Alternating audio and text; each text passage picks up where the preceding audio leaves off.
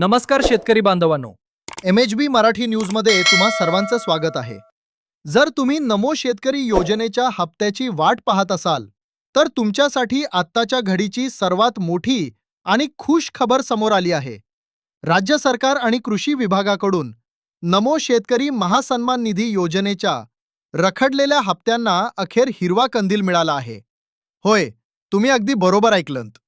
पुढे जाण्याआधी शेतीविषयक अशाच ताज्या आणि अचूक बातम्या सर्वात आधी मिळवण्यासाठी आपल्या MHB मराठी न्यूज चॅनलला आत्ताच सबस्क्राईब करा आणि बेल आयकॉन नक्की दाबा.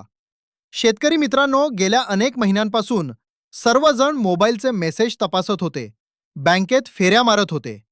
पण आता तुमची प्रतीक्षा संपली आहे. सरकारने 9व्या आणि 10व्या हप्त्याची रक्कम एकत्र देण्याचा निर्णय घेतला आहे.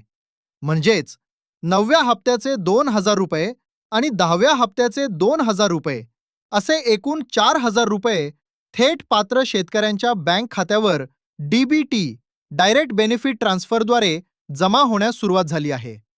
पहिल्या टप्प्यात तब्बल 18 जिल्ह्यांमध्ये आणि 14 प्रमुख बँकांमध्ये हे वाटप सुरू झाले आहे.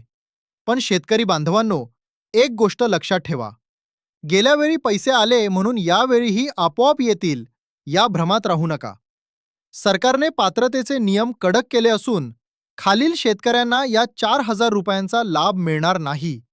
उत्पन्न मर्यादा: ज्या कुटुंबाचे वार्षिक उत्पन्न 2.5 लाखांपेक्षा जास्त आहे, गाडी किंवा नोकरी, घरात 4 चाकी वाहन असेल, कोणी सरकारी नोकरीत पोलीस/लष्कर असेल किंवा सरकारी पेन्शन घेत असेल.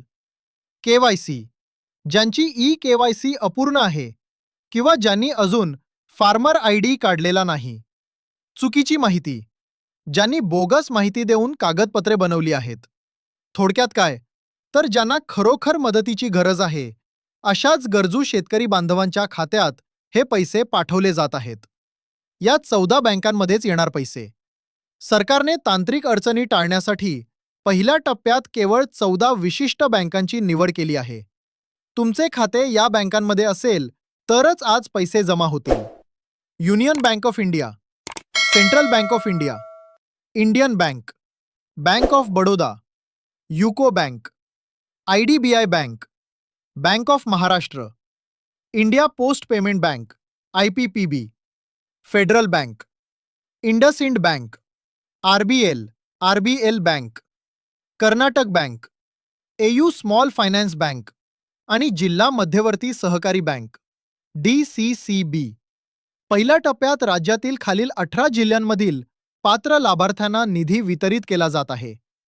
छत्रपती संभाजीनगर, अहिल्यादेवीनगर, अहमदनगर, बीड, लातूर, परभणी, हिंगोली, यवतमाळ, अमरावती, बुलढाणा, गोंदिया, कोल्हापूर, रत्नागिरी, सिंधुदुर्ग, जालना, धाराशिव, नांदेड, रायगड आणि ठाणे.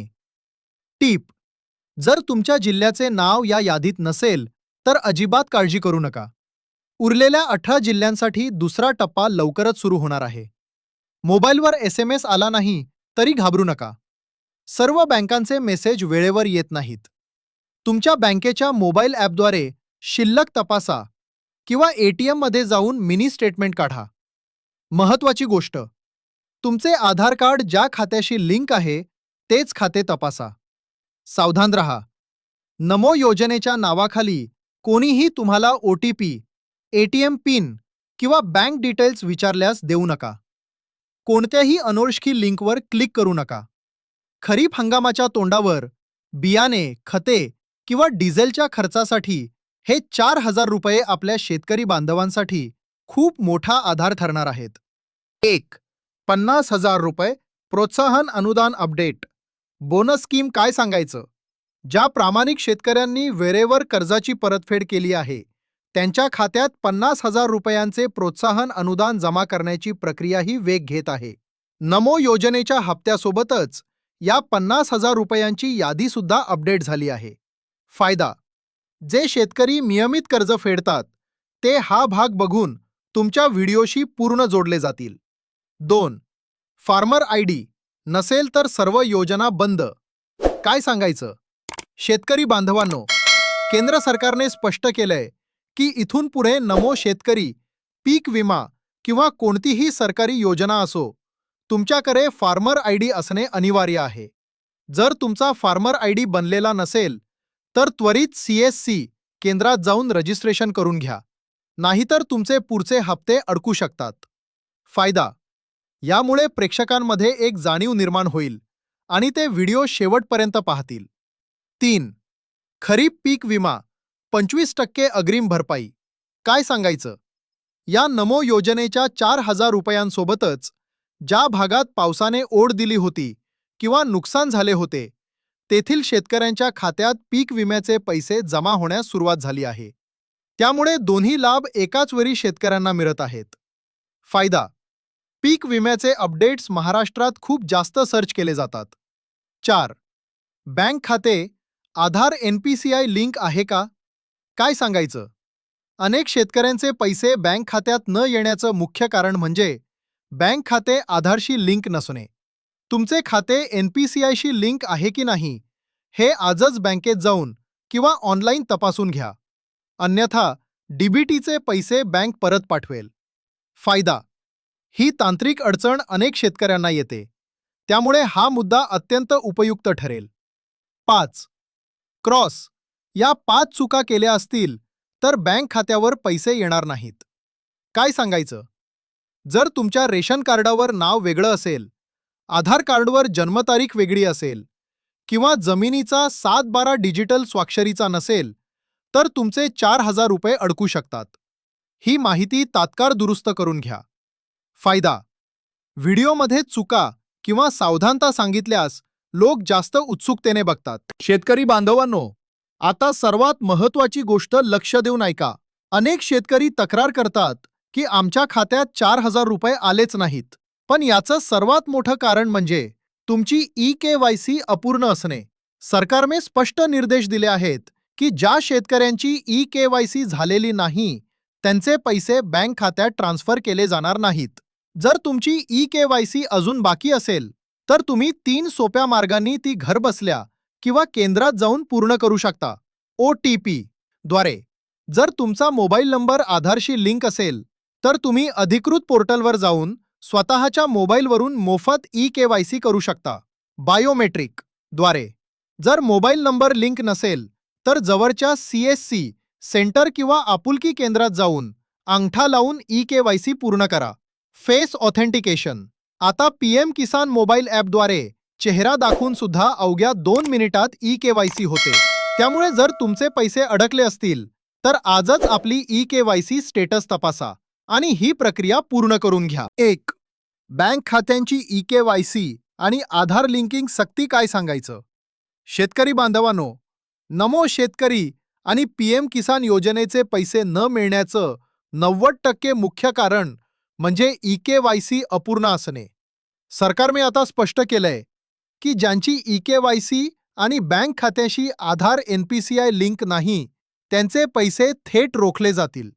त्यामुळे तुमचा हप्ता अडकला असेल, तर आजच जवळच्या CSC सेंटरवर जाऊन बायोमेट्रिकद्वारे किंवा PM किसान ॲपवरून मोफत eKYC पूर्ण करून घ्या. 2. 50,000 रुपये प्रोत्साहन अनुदान. कर्जमाफी/बोनस अपडेट. काय सांगायचं? नमो योजनेच्या 4,000 रुपयासोबतच नियमित कर्जाची परतफेड करणाऱ्या शेतकऱ्यांसाठी 50,000 रुपयांच्या प्रोत्साहन अनुदानाचा पुढील टप्पा सुरू झाला आहे. ज्या शेतकऱ्यांचे पैसे आधी अडकले होते, त्यांच्या याद्या आता नव्या प्रणालीनुसार अपडेट केल्या जात आहेत. त्यामुळे नमो हप्त्यासोबत हा 50,000चा बोनस सुद्धा तुमच्या खात्यात जमा होऊ शकतो. 3. ID, फार्मर ID/ॲग्रीस्टॅक काढणे अनिवार्य. काय सांगायचं? शेतकरी मित्रांनो, ही सर्वात महत्त्वाची बातमी. इथून पुढे नमो शेतकरी योजना असो, पीक विमा असो किंवा सरकारी कर्जमाफी, फार्मर ID शिवाय एकाही योजनेचा लाभ मिळणार नाही. शासनाने फार्मर ID बनवण्यासाठी अंतिम मुदत दिली आहे. जर तुमचा फार्मर ID अजून बनला नसेल, तर लगेच 7/12 आणि आधार कार्ड घेऊन डिजिटल नोंदणी करून घ्या. अन्यथा पुढील सर्व हप्ते कायमचे बंद होतील. 4.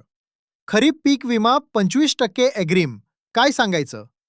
अनेक जिल्ह्यांमध्ये पावसाच्या अनिश्चिततेमुळे किंवा अतोनात नुकसानामुळे शेतकरी अडचणीत आहेत.